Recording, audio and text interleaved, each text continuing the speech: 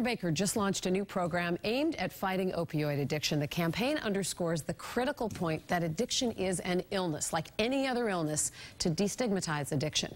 And while the governor's trying to elevate the discussion, Brockton is trying to control a growing problem: needles on public property. And as Beth Germano shows us, that city is taking aggressive action now to clean up the streets. Well, looks like we're in pretty good shape over here today. It's one more way Brockton EMT Jeff Jacobson is making the rounds in the city on the hunt for discarded drug needles. Yesterday we picked up 8. This one he picks up across from a city park.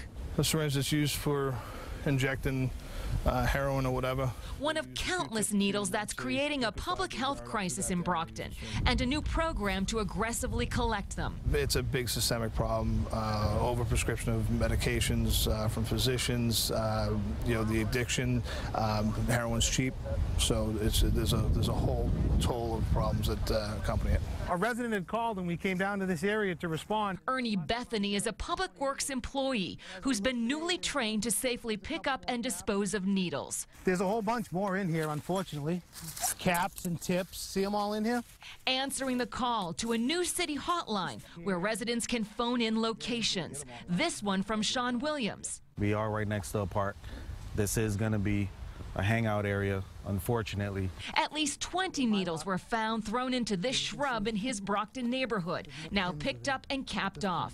Brockton Mayor Bill Carpenter says the city has to become more aggressive. We had already been working on a strategy, but I think it's certainly accelerated that we realized that this was a priority, that we really needed both an organized response, but also a proactive response. And not just parks, it was needles found in playgrounds, at school bus stops, even a local football field that prompted the urgency for the pickup program.